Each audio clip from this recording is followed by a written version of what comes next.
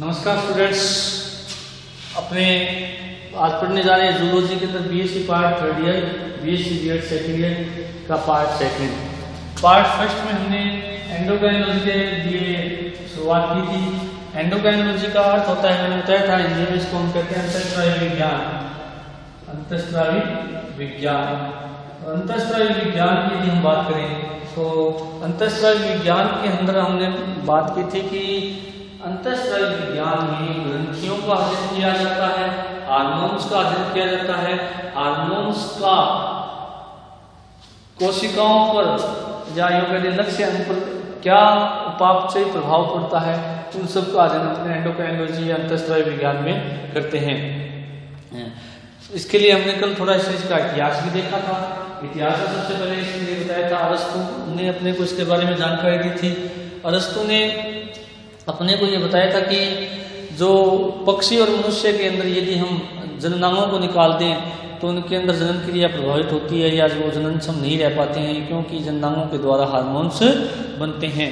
उसके अलावा हमने बात की थी कि थॉमस एडिसन, जिन्होंने एड्रिनल कॉर्टेक्स जो हमारी ग्लैंड होती है उस एड्रिनल कॉर्टेक्स के निष्क्रिय होने से हमें बताया था कि एडिशन का रोग होता है, इसलिए हमें फादर ऑफ एंडोक्राइनोलॉजी भी कहा जाता है। Father of endocrinology Thomas Edison.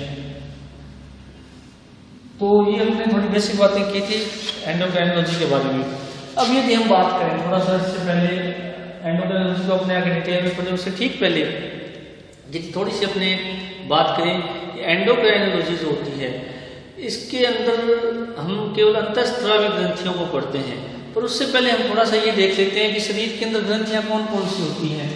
तो उन ग्रंथियों की हम बात करें तो सबसे पहले ग्रंथि जो होती है उसको कहते हैं एक्सोक्राइन ग्लैंड, बहिस्रावी ग्रंथि, बहिस्रावी ग्रंथि। दूसरी होती है एंडोक्राइन ग्लैंड, जिनको कहा जाता है अंतःस्रावी ग्रंथि। तीसरी ग्लैंड है मिक्स ग्लैंड यानी मिश्रित ग्रंथि।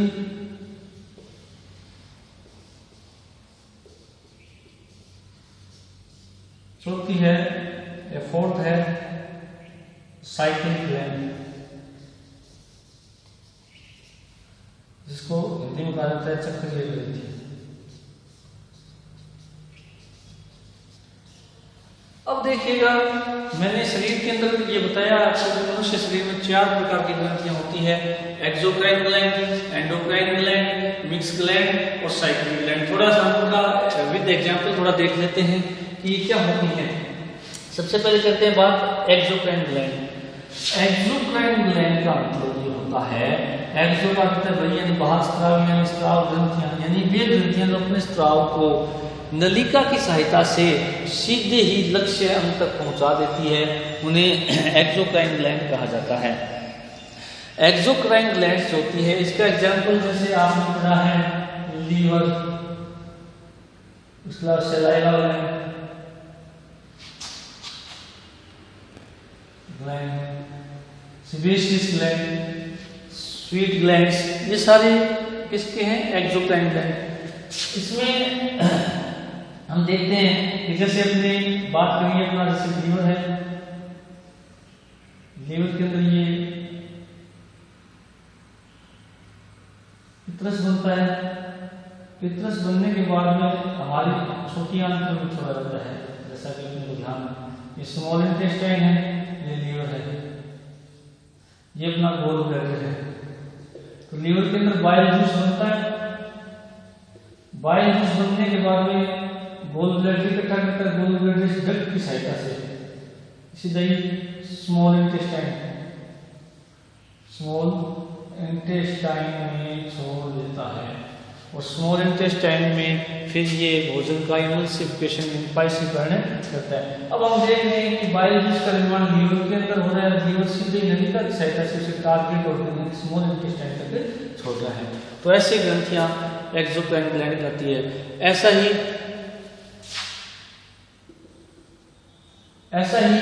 हमारी सलाइवा ग्लैंड्स है जो 3 जोड़ी होती हैं, बुक्कल कैविटी में पाई जाती है। इन तीनों जोड़ी 3 पेयर्स ऑफ सलाइवा ग्लैंड के द्वारा जो सलाइवा बनता है वो सीधा ही बुक्कल कैविटी में डक्ट के द्वारा छोड़ा जाता है।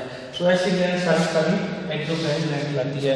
उसके अलावा सीवेसिस ग्रंथियां हैं, सेरेब्रस ग्रंथियां हैं, ये सब एक्सोक्राइन ग्लैंड्स के एग्जाम्पल है। सेकेंड ग्लैंड की अगर हम बात करें तो सेकेंड ग्लैंड होती है वो अपनी एंडोक्राइन ग्लैंड है। अब एंडोक्राइन ग्लैंड्स जो होती हैं इनकी यदि हम बात करें तो एंडोक्राइन ग्लैंड जो है इनको हिंदी में कहा जाता है अंतःस्रावी। तो अंतर का मतलब अंदर स्त्राव यानी स्त्राव यानी जो पदार्थ उनके द्वारा बनते हैं, ग्रंथि यानी नलिकाएं, ग्रंथि यानी कोशिकाओं का समूह है या विशेष प्रकार की कोशिकाएं जो किसी विशेष स्त्राव को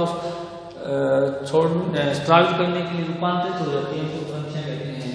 ग्रंथि की या ग्लैंड की क्या डेफिनेशन है? वे सेल्स जो कि किसी या वे उपकला कोशिकाएं जो कि किसी विशेष प्रकार के स्त्राव को स्त्रावित करती है या किसी विशेष प्रकार के स्त्राव का निर्माण करती है, उनको ग्रंथियां कहा जाता है। तो बहिस्त्रावी हमने देख लिया, अंतःस्त्रावी हमने देखनी है अभी। तो अंतःस्त्रावी ग्रंथियों की अगर हम बात करें तो एंडोक्राइन ग्लैंड वे होती हैं जिनके अंदर नलिकाएं नहीं पाई जाती, यानी ये नलिका विहीन होती हैं। सबसे बड़ी बात डक्टलेस होती है, नलिका विहीन होती है। अब नलिका विहीन होती है तो इसका मतलब उनके द्वारा जो स्त्राव बनता है उनको कहाँ छोड़ा जाता है? ब्लड में छोड़ा जाता है, और ब्लड उनको टारगेट और लेकर जाता है। कहाँ तक लेकर जाता है? यानी ग्रंथियों के द्वारा जो भी स्त्राव बनता है और इस स्त्राव को हम हार्मोन्स बोलते हैं। इस स्त्राव को हम क्या बोलते हैं? हार्मोन्स बोलते हैं। यानी यूँ बोले इसको कि एंडोक्राइन ग्लैंड्स होती हैं वो नलिका विहीन होती हैं, यानी इनके अंदर डक्ट नहीं पाई जाती। तो डक्ट नहीं पाई जाती तो इनके द्वारा जो स्त्रावित पदार्थ जिनको हम हार्मोन्स बोलते हैं, हार्मोन्स को हम ब्लड में छोड़ते हैं ये ग्रंथियां, और ग्रंथियां ब्लड में छोड़ने के बाद इनको लक्ष्य अंग तक ले जाया जाता है, और लक्ष्य अंग में जाकर के ये उपापचय क्रियाओं को प्रभावित करती हैं। तो ये ग्लैंड्स एंडोक्राइन ग्लैंड्स कहलाती हैं। अब इसकी यदि हम एग्जाम्पल की बात करें एंडोक्राइन ग्लैंड के, जिसको हमने पूरा डिटेल पढ़ना है इस बुक के अंदर। एग्जाम्पल की यदि हम बात करें पिट्यूटरी ग्लैंड, एड्रिनल ग्लैंड,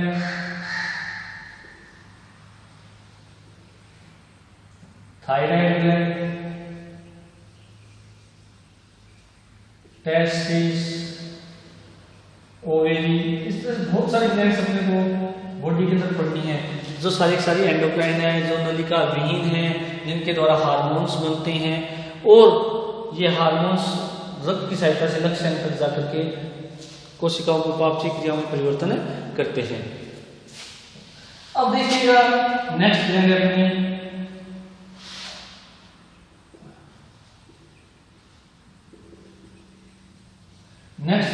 कौन सी है?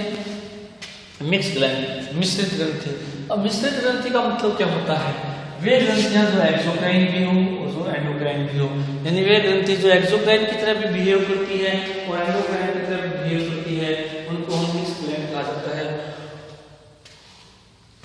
यानी इसके अंदर कोई भी पदार्थ स्त्रावित करने के लिए नलिका भी पाई जाती है और हार्मोन्स को स्त्रावित करने के लिए नलिकाएं नहीं पाई जाती, यानी दोनों ही लक्षण इस ग्रंथि में पाए जाते हैं, एक्सोक्राइन और एंडोक्राइन का, इसलिए इनको मिक्स ग्लैंड कहते हैं। इसका एकमात्र एग्जांपल है पैंक्रियाज, एकमात्र एग्जांपल है पैंक्रियाज, जिसको हम अग्नाशय ग्रंथि कहते हैं, अग्नाशय ग्रंथि कहते हैं।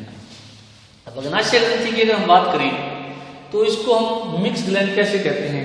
अग्नाशय ग्रंथि के अंदर आपको यदि हम डायग्राम बनाए तो थोड़ा सा देखते हैं इसका यदि हम सेक्शन काटें तो सेक्शन के अंदर यदि हम देखें इस प्रकार से इसमें 2 संस्थाएं हैं।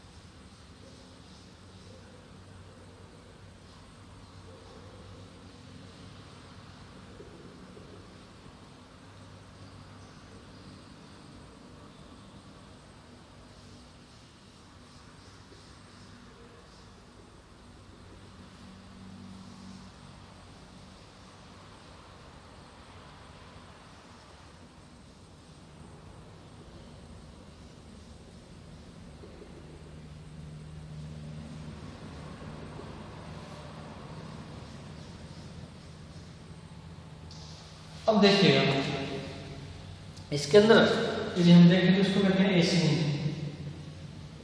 ये होती है आइलैंड ऑफ लैंगरहैंस। ये ब्लड वेसल, ये कनेक्टिव टिश्यू।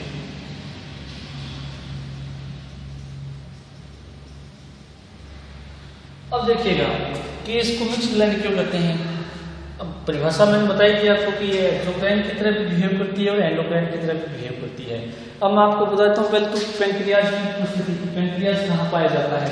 पैंक्रियाज इस प्रकार से यदि हम देखें, ये हमारा स्टमक, स्टमक से आगे हमारी इंटेस्टाइन होती है, इंटेस्टाइन के से हमारा पैंक्रियाज पाया जाता है। इस तरह से एक एनिमल प्रकार की वाइटिश संरचना होती है जिसको हम पैंक्रियाज कहते हैं।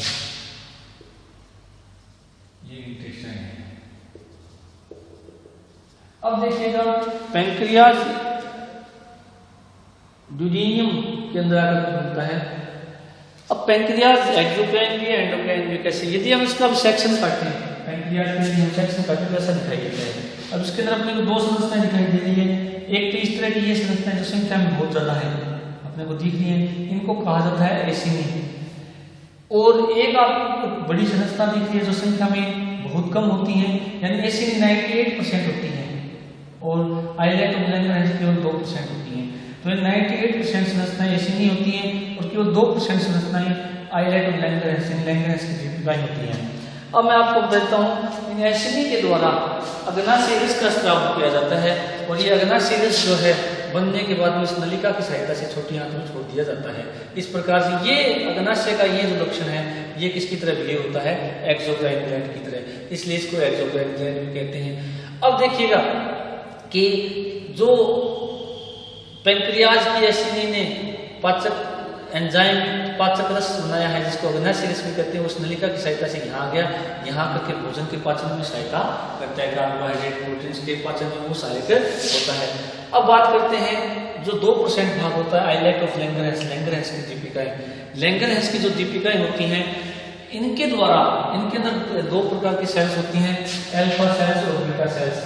अल्फा सेल और बीटा सेल। अल्फा सेल के द्वारा ग्लूकागोन और बीटा सेल के द्वारा इंसुलिन हार्मोन स्राव होते हैं। अब देखिएगा अल्फा सेल के द्वारा जो ग्लूकागोन हार्मोन स्राव होता है, बीटा सेल के द्वारा इंसुलिन हार्मोन। तो देखिएगा हार्मोन शब्द आ गया। अब ये जो आइलैंड्स ऑफ लैंगरहैंस है इनके द्वारा स्राव होता है। अब इन हार्मोन्स को ले जाने के लिए इनकी कोई नलिका नहीं होती है। इन हार्मोन्स को बनाने के बाद में इस अग्नाशय के द्वारा रक्त में छोड़ा जाता है और रक्त को लक्ष्य टारगेट ऑर्गन तक लेके जाता है। इन हार्मोन्स का टारगेट ऑर्गन होता है हमारा लीवर और हमारा ब्लड। तो वहाँ पर ये जाके अपना काम करते हैं और इनको छोड़ने के लिए अग्नाशय के पास कोई भी नलिका नहीं पाई जाती बल्कि रक्त की सहायता से इनको लक्ष्य तक पहुँचाया जाता है। इसलिए ये इसका जो लक्षण है अग्नाशय ग्रंथि का वो अंतःस्रावी की तरह होता है। इस प्रकार हम कह सकते हैं कि जो हमारी मिक्स ग्लैंड यानी एकमात्र पैंक्रियाज है उसके अंदर एक्सोक्राइन और एंडोक्राइन दोनों फैक्टर पाए जाने के कारण इसको मिक्स ग्लैंड कहा जाता है। एक्सोक्राइन के रूप में ये हमेशा अग्नाशिरस का स्राव करती है जो कि भोजन के पाचन में सहायता करता है और एंडोक्राइन के रूप में इसके द्वारा इंसुलिन और ग्लूकागोन हार्मोन का स्राव होता है जो कि रक्त की सहायता से लक्ष्य तक ले जाए जाते हैं। अब देखिएगा जो हमारी फोर्थ ग्लैंड है वो है साइक्लिक ग्लैंड। अब साइक्लिक ग्लैंड की अगर हम बात करें तो साइक्लिक ग्लैंड जो होती है ये साइक्लिक ग्लैंड भी एकमात्र है जिसको हम कहते हैं कार्पस ल्यूटियम। Corpus luteum. अब कार्पस ल्यूटियम चक्रीय ग्रंथि क्यों है इसकी बात यदि हम करें तो कार्पस ल्यूटियम बनती कैसे है, कहाँ बनती है, ये मैं आपको थोड़ा सा बता देता हूँ कि ये पहली बात तो अंडाशय के अंदर बनती है। यदि हम अंडाशय का अनुप्रस्थ काट लें तो अंडाशय के अंदर फॉलिकल से अपतक पाए जाते हैं। Primordial, primary follicle, vesicular follicle, graafian follicle.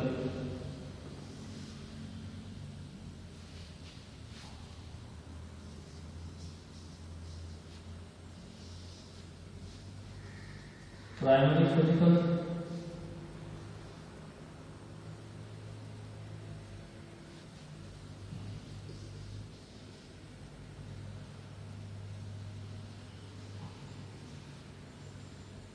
Follicle,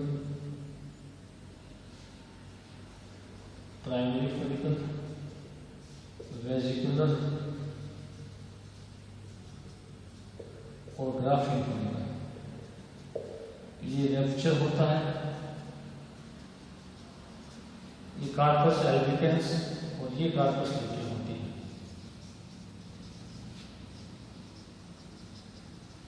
हम देखते हैं कि फीमेल्स के अंदर क्या होता है, अंडाशय ओवरी होती है, ओवरी के अंदर कई फॉलिकल्स होते हैं, primordial follicle, primary follicle, vesicular follicle, graphene follicle.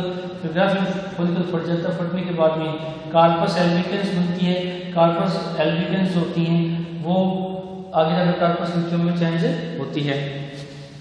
अब कार्पस जो ल्यूटियम होती है ये बनती है। अब ये माना जाता है कि रज चक्कर जो मेंस्ट्रुअल साइकिल्स होती है फीमेल्स के अंदर, उस फीमेल्स के अंदर जो मेंस्ट्रुअल साइकिल है उसके 14वें दिन, कौन से दिन, 14वें दिन ग्राफिन फॉलिकल फट जाता है। फटने के बाद में हम ये कह सकते हैं कि कार्पस ल्यूटियम का निर्माण होता है। अब कार्पस ल्यूटियम जब बनती है तो फीमेल्स के अंदर क्या होता है, प्रोजेस्टेरोन हार्मोन बनना शुरू हो जाता है। यानी एस्ट्रोजन तो इनपुट के द्वारा, इन फॉलिकल्स के द्वारा बनता ही है, और जब कार्पस ल्यूटियम बनता है तो फीमेल्स के अंदर क्या होता है कि प्रोजेस्टेरोन हार्मोन बनना शुरू हो जाता है। अब प्रोजेस्टेरोन हार्मोन जब बनता है तो जो कि यूँ कह सकते हैं प्रोजेस्टेरोन हार्मोन प्रेगनेंसी को बनाए रखने वाला, फर्टिलाइजेशन क्रिएट करने वाला हार्मोन है। तो इस कारण कार्पस ल्यूटियम बनने की ग्रंथि की तरह काम करते हुए प्रोजेस्टेरोन हार्मोन का स्राव करती है।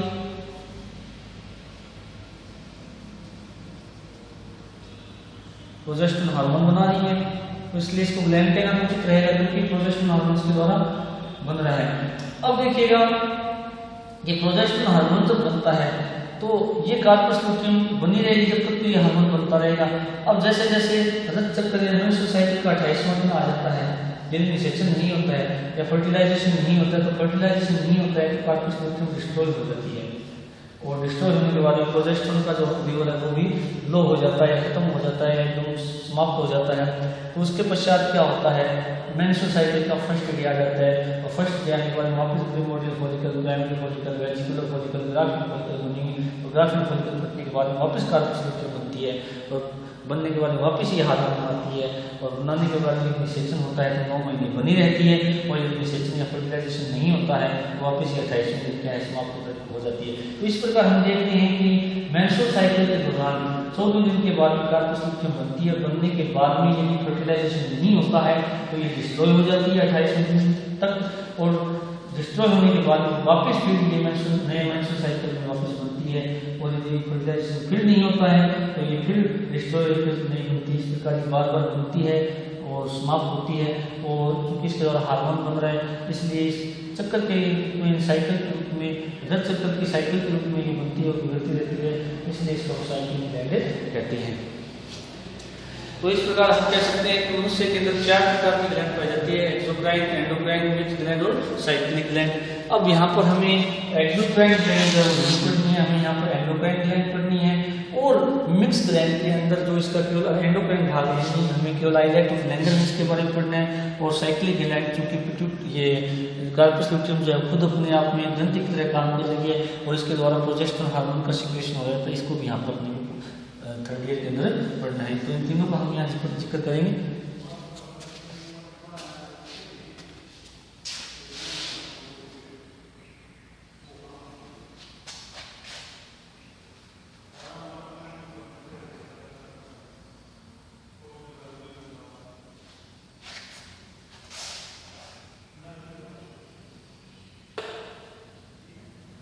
अब हम बात करते हैं, अगला जो टॉपिक है कैरेक्टरिस्टिक्स ऑफ हार्मोन। हार्मोन के लक्षण क्या है, हार्मोन के लक्षण।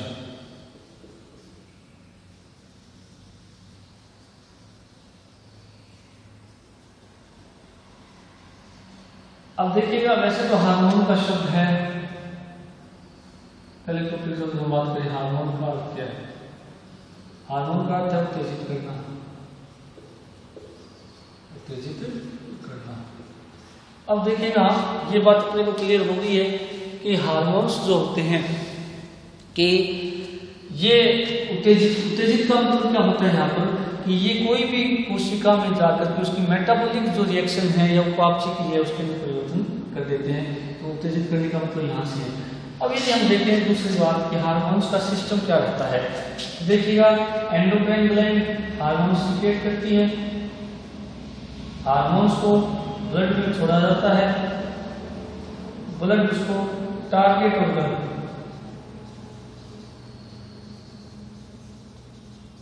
तक लेकर जाता है और टारगेट ऑर्गन में जाकर के ये change in metabolic reaction, change in metabolism of cell या ऑर्गन। तो यानी एंडोक्राइन ग्लैंड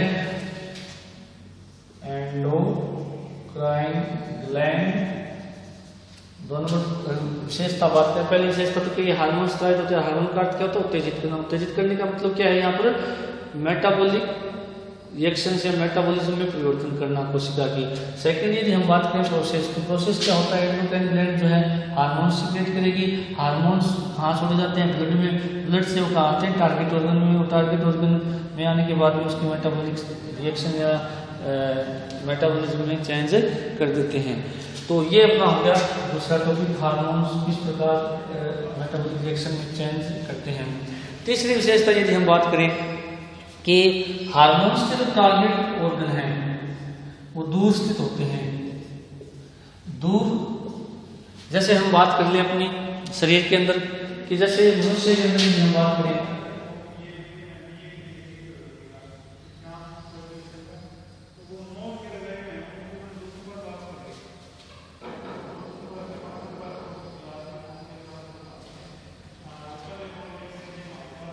पिट्यूटरी ग्लैंड,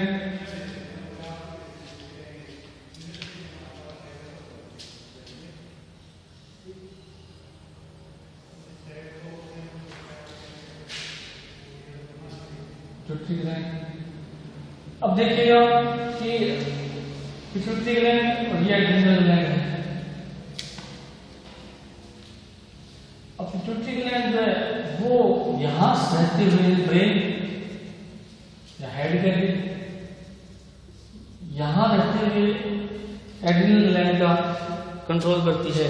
तो इसका मतलब क्या होगा कि पिट्यूटरी ग्लैंड के द्वारा यदि एसिटिक हार्मोन स्रावित होगा तो एसिटिक हार्मोन एड्रिनल ग्लैंड के कोर्टेक्स भाग को कंट्रोल करता है, प्रभावित करता है। तो इसका मतलब ये हुआ कि पिट्यूटरी ग्लैंड और एड्रिनल ग्लैंड जो दोनों एक दूसरे से दूरी पर स्थित होती है। कहते हैं पिट्यूटरी ग्लैंड का जो टारगेट ऑर्गन एड्रिनल ग्लैंड होती है वो दूर स्थित होती है।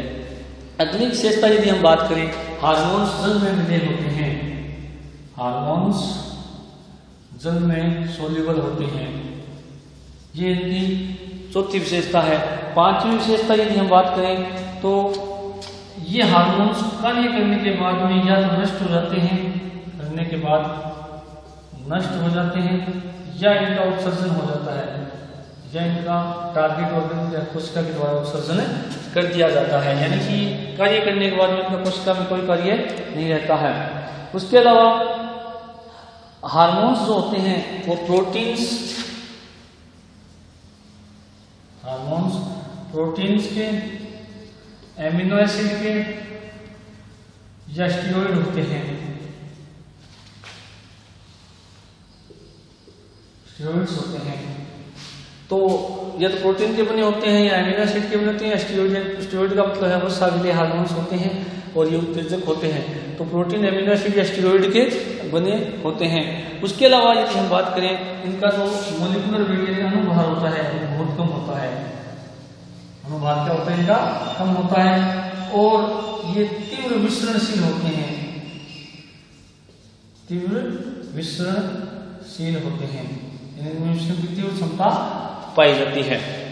उसके अलावा कि ये हार्मोन्स जो होते हैं हमेशा लक्ष्य पर जाकर कार्य करते हैं और कुछ हार्मोन्स जो होते हैं शरीर की रासायनिक क्रियाओं का भी नियंत्रण करते हैं। यानी ये लक्ष्य में जाते हैं, लक्ष्य को प्रभावित करते हैं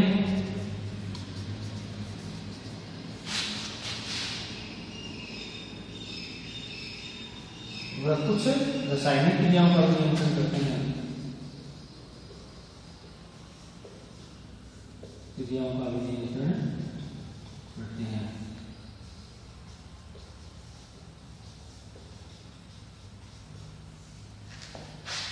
तो ये अपने हार्मोन्स के मुख्य मुख्य लक्षण, कैरेक्टरिस्टिक्स ऑफ हार्मोन्स।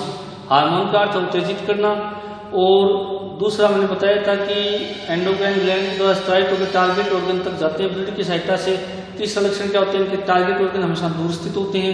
चौथा है हार्मोन्स जल में सोल्यूबल्स होते हैं।